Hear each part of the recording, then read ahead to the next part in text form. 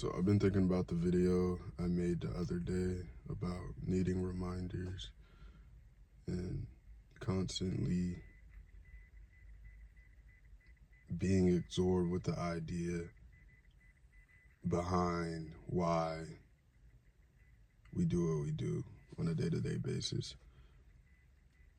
You know, the work, the process, the journey, that's really all there is to focus on.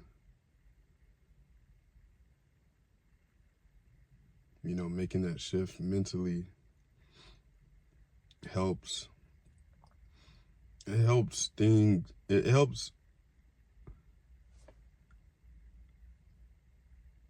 make the process seem like it's going by faster than it actually is. You get absorbed in your work, and it's like time flies. You know, flow state. You always want to try to do things to maximize your flow state, your productivity. And productivity, I think, it's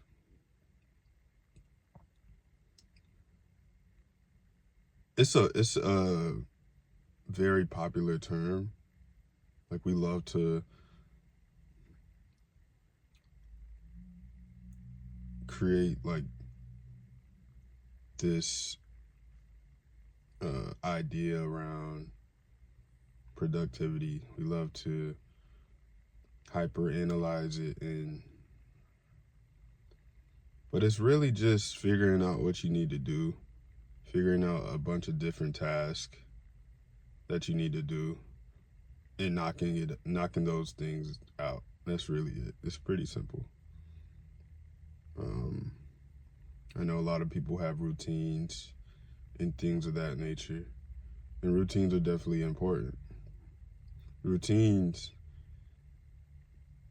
can help decrease the amount of friction it takes to achieve those goals. So if you have a routine and you have a structure where everything is blocked off time sections. Yeah, but I was saying productivity is a very popular idea that we love to focus on and we love to hyperanalyze and obsess about.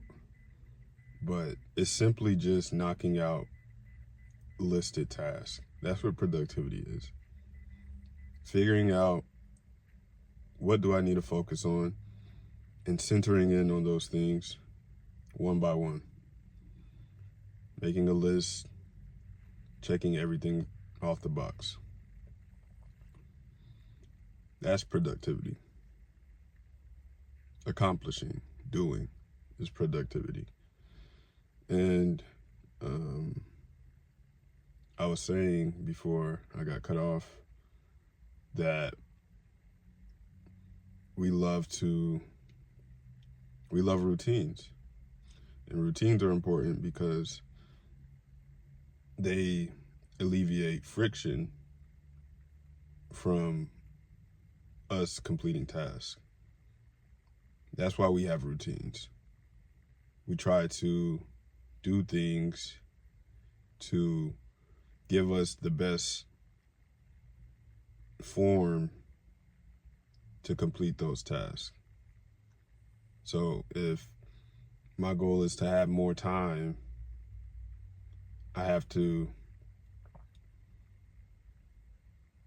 know where my time is going. And I feel like you have more time when you go to sleep earlier, you wake up earlier. If you go to sleep at 8, you'll probably wake up around 3 or 4. If you go to sleep at 9:30 to 10, probably wake up at 4, 5, 6. And it's going to be seamless. It's not going to be the grogginess, especially if you're doing things like eliminating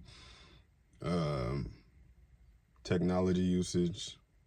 You know, you're not watching TV, you're not on your phone at night. And these are definitely different things that my generation is dealing with.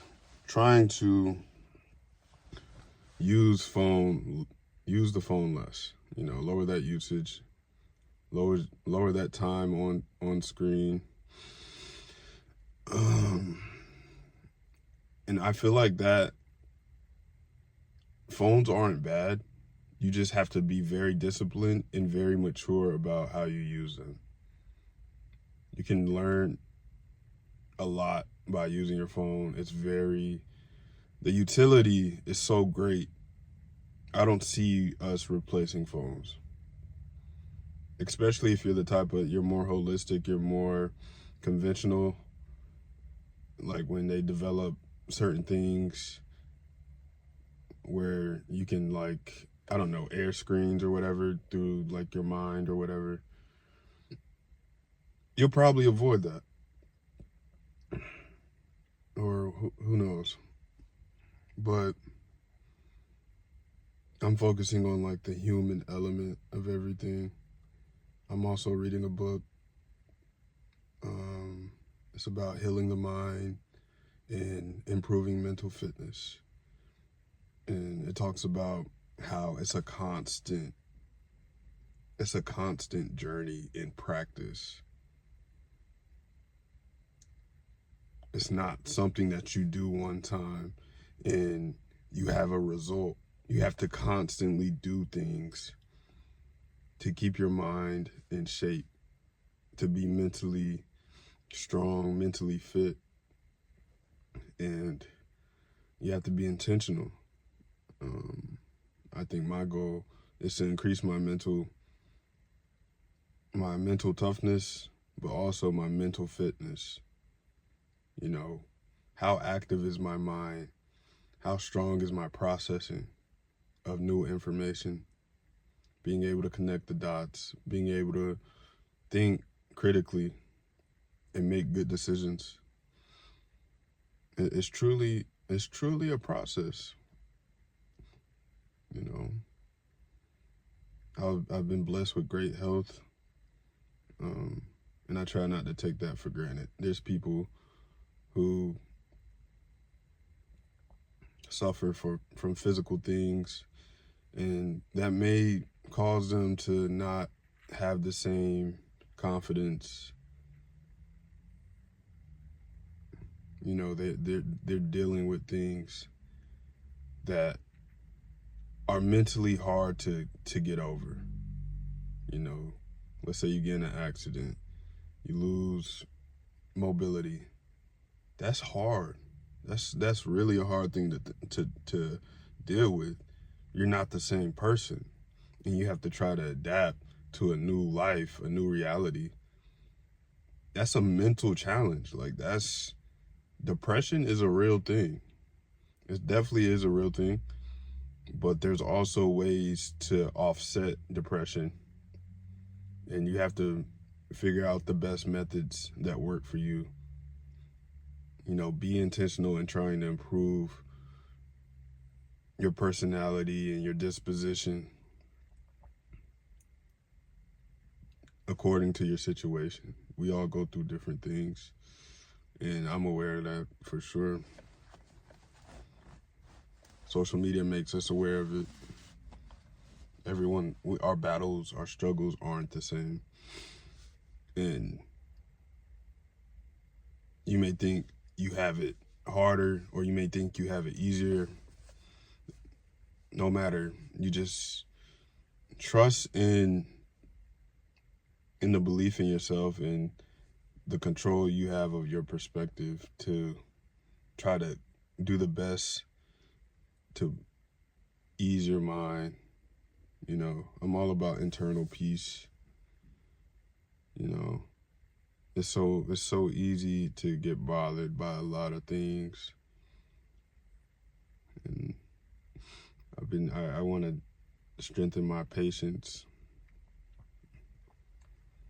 strengthen my mental fortitude to do things that may seem difficult. You know, take on challenges, but ultimately keeping it simple, just being consistent and reminding myself and anybody who possibly watches this video, reminding them to keep chasing, to keep working and keep moving. I mean, we're all going to have times where we have to have a pause, and there's certain things out of our hands. It's just life. That's life. And hopefully you have a good support system. You have good spirits around you that can lift you up and speak words of encouragement or provide meaningful guidance to you. You know, I really hope people, our communities are strong. That's a real thing. You know, in this time, everyone's selfish, and you have to really look for those communities of people who are genuinely invested in these type of topics of, you know, self-development, self-help, and they're, you know, willing to spread their knowledge or their kindness or their resources to help you. You know, hopefully it doesn't put them in a detrimental situation where they're, you know, doing too much, but you know, providing that push that you need. I think I want to be able to build myself up enough where it's like, if I go out of my way, it's not anything to help somebody out. It's not anything to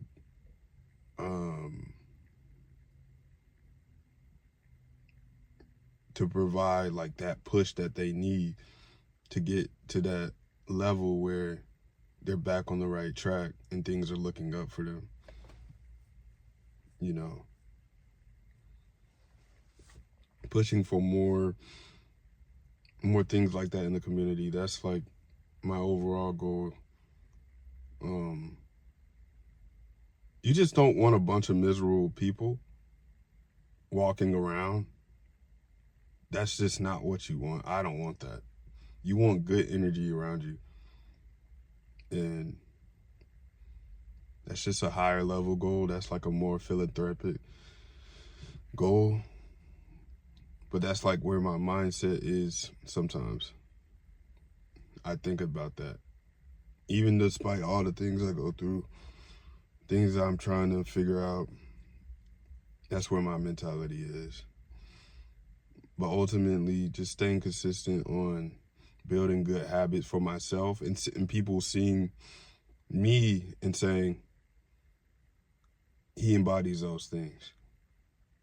And it's not for their validation, but it's more so they gain that encouragement to do the same thing in themselves. And if they don't, maybe I'm not the right martyr, or I'm not the right energizer for them. I'm not the right source of motivation. And that's completely fine. But I just hope they find it somewhere. It doesn't have to be through me. You know, I'm not competing with anybody. I'm competing with myself. I'm trying to figure myself out. I'm trying to figure out how I can go to that next level. How can I be better? And what do I need to do every day to be better? Like, genuinely, like, what do I need to do? And it takes energy. It takes so much energy. And we're humans, and we love pleasure. And it's easy to choose comfort at certain moments. Our vices can be strong, but discipline, staying the course, it's hard to beat that.